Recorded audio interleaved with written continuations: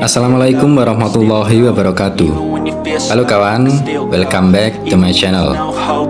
Video kali ini saya akan membahas soal hasil tes MotoGP 2023 selama 2 hari di Portimao, Portugal yang baru saja selesai dijalankan.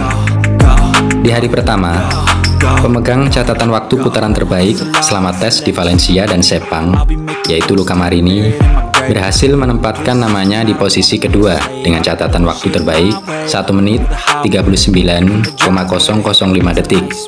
Sayangnya di hari penutup pada hari Minggu 12 Maret 2023 kemarin, adik tiri Valentino Rossi tersebut hanya mampu mengamankan tempat keempat setelah melewati hari terakhir yang cukup rumit dengan 2 masalah teknis dan harus rela membiarkan Francesco Bagnaia yang juga seniornya di Ducati pabrikan melenggang mulus untuk mengklaim namanya sebagai penguasa Portimao dalam tes penutup kali ini dengan catatan waktu yang menakjubkan, yaitu 1 menit 37,968 detik, sekaligus mampu memecahkan rekor lap lamanya.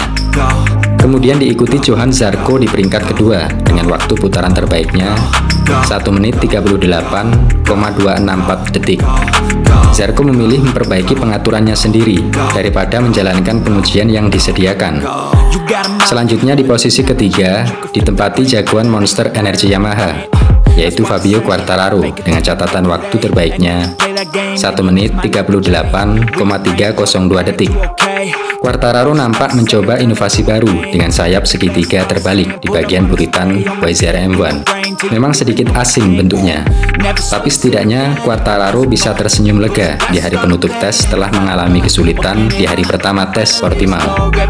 Kemudian Marco Bezzecchi dari Muni VR46 berhasil menutup tes di posisi kelima, tepat di belakang rekan setimnya yaitu Luca Marini yang harus puas dengan posisi keempat di akhir sesi tes.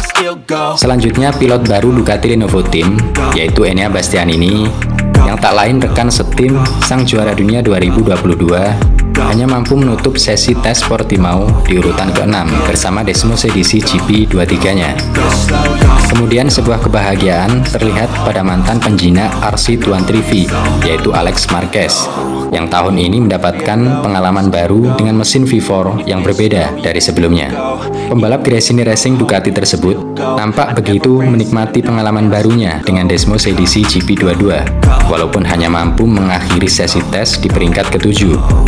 Kemudian ada Jorge Martin dari Prima Pramac Ducati di urutan ke-8. Pemegang top speed tertinggi tersebut terlihat mencoba beberapa firing ground effect seperti yang dia jalankan di hari pertama tes. Selanjutnya di posisi ke-9 menempatkan Brad Binder sebagai pilot terbaik RC16 KTM. Sayangnya kesulitan sedikit melanda pembalap alumni Ducati Lenovo Team yaitu Jack Miller dengan RC16. Dia hanya mampu mengakhiri tes di posisi ke-17. Meskipun terlempar dari 10 besar, Jack Miller mampu memberikan masukan dan umpan balik soal elektronik bagi tim barunya di garasi KTM. Di dalam sesi tes Portimao kali ini, KTM baik Red Bull maupun gas-gas lebih berfokus pada analisis apa yang sudah ada di motor daripada membawa banyak suku cadang, serta titik fokus utama mereka yaitu pada mesin.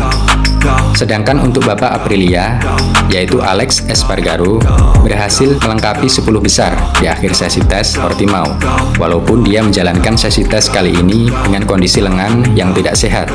Arm pump nampak mengganggunya, dan untuk saat ini, pembalap paling senior tersebut lebih berfokus pada pemeriksaan lengannya di Barcelona, sebelum pertempuran sesungguhnya dimulai di Portimao 2 minggu ke depan. Kemudian pembalap hebat, mantan pilot YZR-M1, siapa lagi kalau bukan Maverick Viñales. Dia berhasil menutup tes di posisi ke-12 bersama RS-GP-nya. Top Gun sebutan lain dari Maverick Viñales terlihat siap dengan pertempuran yang lebih banyak di tahun ini dengan adanya sprint MotoGP dan Grand Prix sebagai balapan kedua di setiap sirkuitnya. Dengan adaptasi yang baik bersama mesin V4 Aprilia serta 3 podium tahun lalu yang menjadi pembuktiannya, saya rasa Top Gun atau Maverick Viñales akan siap dalam persaingan podium, bahkan bisa juga titel juara di akhir musim. Dan yang terakhir, dari kubu Honda, salah satu tim raksasa asal Jepang tersebut menjadi satu-satunya tim yang tidak mampu menempatkan pembalapnya di 10 besar dalam sesi penutup tes Portimao kali ini. Baik jagoan Repsol Honda, Marc Marquez, serta dua pembalap alumni Suzuki yaitu Joan Mir dan Alex Rins, mereka secara berurutan menempati peringkat ke-13 sampai 15. Dengan Joan Mir sebagai pembalap Honda tercepat di sesi penutup tes kali ini, diikuti Marquez, kemudian Alex Rins, serta Takaki Nakagami yang sedikit jauh di posisi ke-20. Marquez nampak mencoba pembaruan paket aerodinamika yang tersedia di garasinya. Sedangkan untuk Alex Rins terlihat mencoba paket aerodinamika RC23V 2021 dan ground effect fairing untuk diuji di hari penutup tes, serta mencoba setup suspensi depan yang sedikit berbeda. Selain itu, Rins dan Nakagami juga nampak mencoba menggunakan kopling tahun lalu. Berikut adalah hasil lengkap tes pramusim di hari pertama dan di hari kedua.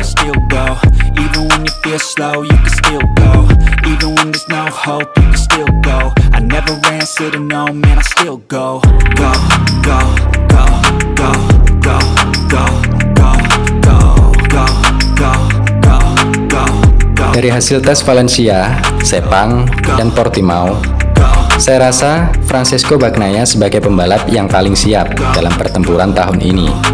Serta ada Luca Marini yang juga nampak siap berjuang untuk podium pertamanya, bahkan mungkin berkelanjutan. Serta masih ada Enea Bastianini dan Marco Bezzecchi yang akan lebih serius ketika race. Bapak-bapak dari Aprilia juga siap untuk bersaing lebih keras tahun ini. Dan yang tidak bisa dilewatkan adalah El Diablo, yaitu Fabio Quartararo. Memang Fabio sebagai pejuang tunggal dengan inline 4 di grid MotoGP saat ini, tapi kapasitasnya tidak bisa dianggap remeh. Untuk KTM dan Honda, saya rasa masih butuh waktu, tapi anything can happen. Mereka bisa saja mengejutkan saat race nanti. Perlu saya ingatkan, race perdana akan diawali di Portimao pada 24 sampai 26 Maret 2023 dengan 2 kali balapan di hari Sabtu dan di hari Minggu. Berikut adalah jadwal race MotoGP 2023.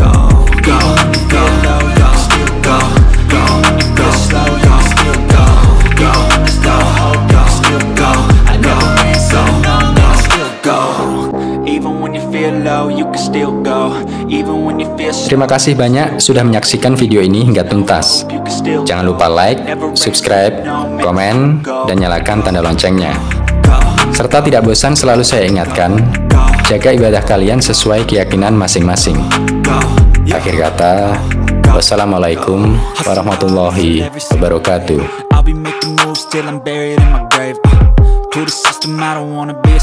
See you next time, and thank you for watching my video.